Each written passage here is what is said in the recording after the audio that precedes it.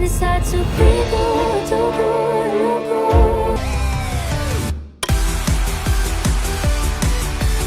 What is up everyone, Mark here. Welcome back to my channel. Welcome if you're new. Today I'm going to be giving my top 10 winners for the past 10 years of Eurovision. Since there was no winner in 2020, this will be beginning in 2013 and of course ending in the current year, 2023. With that said, let's jump straight into my first winner, and in advance, I am sorry to big fans of this artist. My number 10 spot is Måns Heroes. Now I am a huge fan of Måns. As a lot of you may know, he is one of the most popular winners of Eurovision and in my opinion, one of the best hosts in Eurovision history, along with, of course, Petra. Now, there is nothing necessarily bad about this song. I think the song is good on its own. I think Måns had a great performance. The only issue here is that it's not really a song that I listen to. It's not quite my kind of music, and the lyrics are so-so to me. I think they're a little bit generic, a little bit too similar to a lot of other songs I've heard, but still, Måns did a great job presenting this song, performing it. He is a very charismatic person. His personality shines on stage, and in my opinion, that is a big part of why he won and why he is still so famous today. He is, of course, also a great singer, but this song just wasn't really for me. So for me, I'm going to give this an 8 out of 10. It is not bad by any means, but just really not my kind of song. So next up is Netta with the song Toy. This was, of course, the winner in 2018 and a pretty good song. For me, I think this song came out at just the right time. The #MeToo movement was getting a lot of momentum around the world, and this song is really all about that. It's about empowerment, it's about women's rights, and I think this song has a fantastic message. The only thing is, it's just not a song that I listen to that much anymore. I still like it though a lot. It is a lot of fun. It's very fast-paced. I like how it really has a bit of a remix sound to it. Netta is a very talented artist with a lot of cool technical and remix skills that a lot of other artists just don't have, and I think that really lends itself to the song being as good as it is. The reason for this placement is just that this is not a song that I listen to that much. The performance was pretty good, but I just didn't think it was that much of a standout to me personally. Still, I like the song. I think Netta is great. I think she really gave her all in 2018 and was a very well-deserved winner. So for me, this song is going to get an 8.5 out of 10, and with that, let's move on to my number 8 spot, which is Duncan Laurence, Arcade. This was the winner in 2019 and a song that is actually still quite relevant today. And that, as we know, is because of TikTok. TikTok really ran with this song, which was a surprise to me because of all the Eurovision songs that would be TikTok famous, I did not expect this one. It was a big surprise to me. I remember one day I was just scrolling through TikToks and just all of a sudden hearing Arcade, and I was like, wait, is that what I think it is? It was a surprise to be sure, but a welcome one. I actually do like the song a lot. I still listen to it occasionally. Do I like it as much now as I did in 2019? Not quite. I think Duncan was amazing in Eurovision. He had some of the best vocals, some of the best staging, just a great overall performance in Tel Aviv. The only thing is the song itself I feel like is a little bit generic. You know, some of the lyrics are a bit done before. I don't feel like the song in particular is totally unique to Duncan, but you know, that can be said for a lot of other songs too, so don't want to hold that too much against it. Maybe it's because the song has gone so viral and I've heard it so many times on TikTok that I like it a bit less now, but I will say it's grown off me just a little bit. I still love Duncan as an artist. I think he's amazing, and he was incredible as an interval artist in Liverpool. I mean, I'll admit, I got a bit misty-eyed during that performance, but yeah, this is no longer one of my favorite winners, but I still like it a lot, and for me it will get another 8.5 out of 10. So with that said, let's move on to my number 7 spot, which is Jamala, 1944. This was Ukraine 2016, and a really good entry. I know this song is not the most popular winner on this list, but I still like it a lot. I think Jamala did a great job. I think the song itself is really interesting, lyrically especially. She has some verses in English, she has some verses in Crimean Tatar, and the song is about the deportation of Crimean Tatars in the 1940s by the USSR. And so this song really has a lot of cultural and historical significance, and that is something I really respect and appreciate a lot about this entry. I will say, and this is a comment that I see a lot, that Jamala's vocals were not the greatest, or at least her pronunciation was not totally on point, and for me that wasn't such a big deal. I mean, her first language is not English, of course, so I wasn't too concerned with that, and I think her vocals, to me, sounded fine. I mean, she is singing a very emotional song, but she still did a really good job, and also that last high note she hit perfectly. It was amazing. That gave me chills. This was very good, and I think that she deserves a lot more credit for what a great entry this was. Now, as a song, I don't really listen to this one that much, if at all. It's just not a song that I would listen to on the regular, but I do appreciate it for what it is. I think it is a great entry and a well-deserved winner. So for me, this gets a 9 out of 10. And with that, let's move on to my number 6 spot, which is Kalush Orchestra with the song Stefania. This is a song that I enjoy quite a bit. It It is actually the first ever rap song to win Eurovision, and while this is not necessarily my type of music, I do find this to be very catchy, a lot of fun to listen to, and I still listen to it every now and then because it has a really good beat, the rap is great, and I also love that kind of breakdown towards the end. The song itself, like I said, is not the strongest, it wasn't my favorite in 2022, but despite this not being my winner for that year, I think Kalush Orchestra did a great job bringing this to life on stage, and gave a standout performance. I also like the lyrics of this song. They're actually about the rapper's mom, and now have also taken on this additional meaning about Ukraine, and it's become almost like an anthem for the Ukrainian people. So I really respect that about this song. I think that is one of the major things that makes me put it above the other ones before it on this list, and one of the things that makes this one of my favorite entries that Ukraine has ever sent. However, for me, I'm going to rank this pretty similar to Jamala. I think what I like about both songs is very similar. This one I like slightly more, but for me, I'm going to give this another 9 out of 10. Whether or not you think this should have won, no matter how you think this did win, I think this is one of the better winners we've gotten, and a really fun song. So with that, let's move on to my number 5 spot, and this is Loreen Tattoo. This is the most recent winner, so maybe a bit of recency bias here, but I think this is a really great entry, a great comeback for Loreen. That said, it has been not that long since the contest, whereas some of these other entries, of course, it has been like a decade since they won, so maybe in the next year or two this will grow off me, but right now this is just one of the catchiest songs that I've had on repeat for a while. It really is just very catchy, really pulls you in from the first second, and Loreen really did a great job bringing this to life in Liverpool. Her staging was very unique. She was in this kind of sandwich and was literally and figuratively raising the ceiling, which I thought was pretty cool. Not sure if that was a metaphor, but if it was, good on them. She also had really good vocals while doing a lot of different dance moves and moving around, and I was very impressed, not only because she was doing that, but also because, you know, Loreen, hey, she won over 10 years ago. She's not old or anything, but she's not as young as she used to be. So the fact that all these years later, she's still super agile, very much able to hit these notes flawlessly while doing all these different movements was really impressive to me, if not astounding. I mean, Loreen honestly is where I want to be at her age, like super fit, super talented. Now, I will say the only thing that I have keeping this for my top 4 is the song itself. Now listen, Tattoo, like I said, is a really catchy song. It's one I can dance to, it's one I enjoy. However, the song itself, yeah, is not the most unique. A lot of the lyrics are a bit generic. I mean, I don't care about them all too much either. I'm more of an Amazon kind of guy. I think this was still, despite the lyrics being a bit rocky, a great song, and I gotta give credit where credit is due. This was one of the best performances we have ever seen in Eurovision, and whether or not you like Loreen, whether or not you think Finland should have won, and Finland, yes, 100% should have won, Loreen did good, and for me this gets a 9.5 out of 10. So with that, let's move on to Conchita Wurst, Rise Like a Phoenix. This was actually one of the first Eurovision winners I ever listened to or watched, way back in like 2015, 2016, when I was first getting into Eurovision. I was really impressed by this one. I mean, Conchita not only has a very distinct appearance, but her vocals are very powerful. The song itself has so much gravity to it. It is really impactful and really stands out, especially in the 2014 competition. It has this big band orchestral sound to it, kind of like something you'd hear in a James Bond movie, which I gotta say is an aesthetic I really like, and also has some incredible staging. Conchita really knew how to work this stage. She was able to use the diamond shape to her advantage by creating these amazing phoenix wings that you see behind Conchita. Conchita Wurst is also the first openly gay Eurovision winner, and it's kind of a shock that it took until 2014 for that to happen, but still very happy that it did happen, and this was just a big moment for all of us. I mean, this was something that was very important for me watching it at the time, and a pivotal moment in Eurovision history. I know Conchita was a bit controversial at the time, and even now, just because of that, which is unfortunate, but for me, I think Conchita is amazing. I think she had a great song, great vocals, great everything, and really have no critiques for this song at all. I just like my top 3 a bit more, but in any case, for me, this gets a 10 out of 10.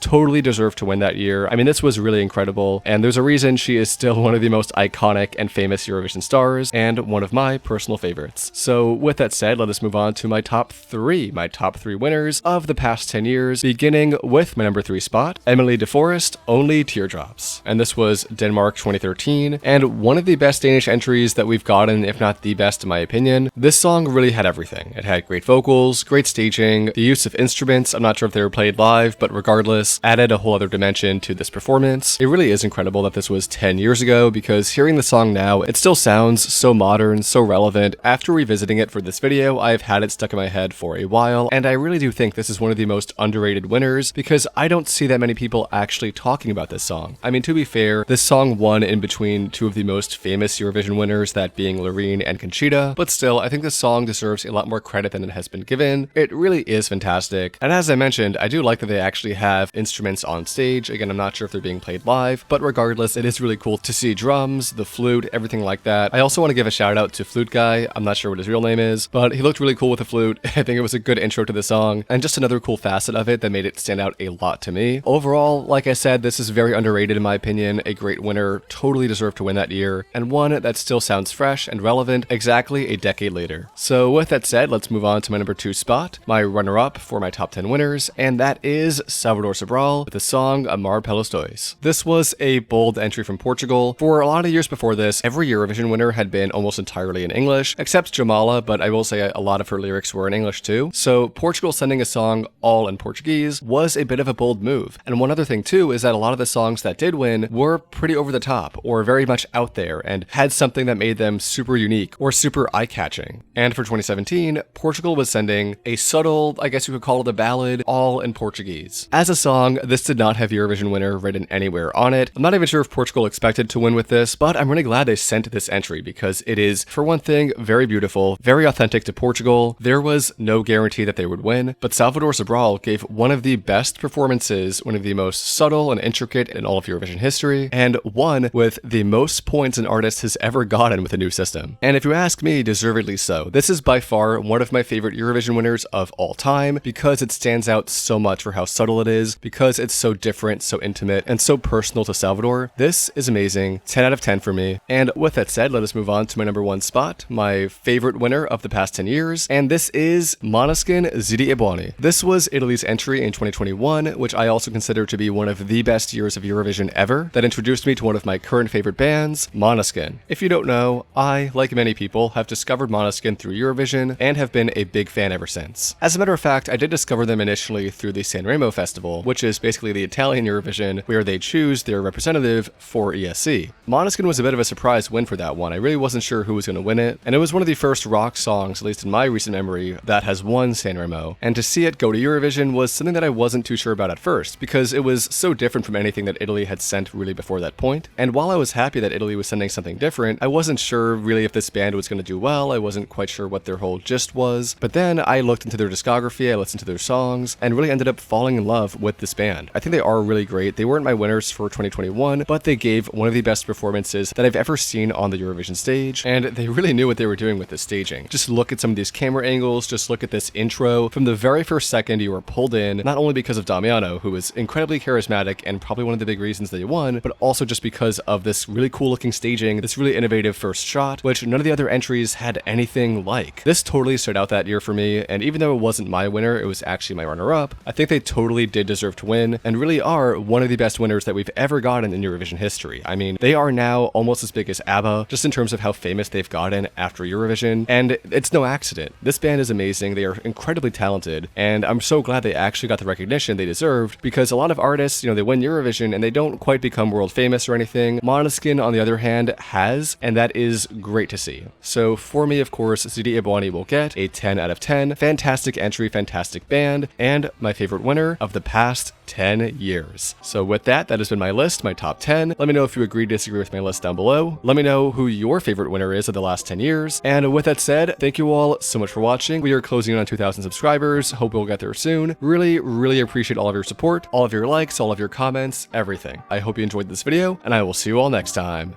Peace.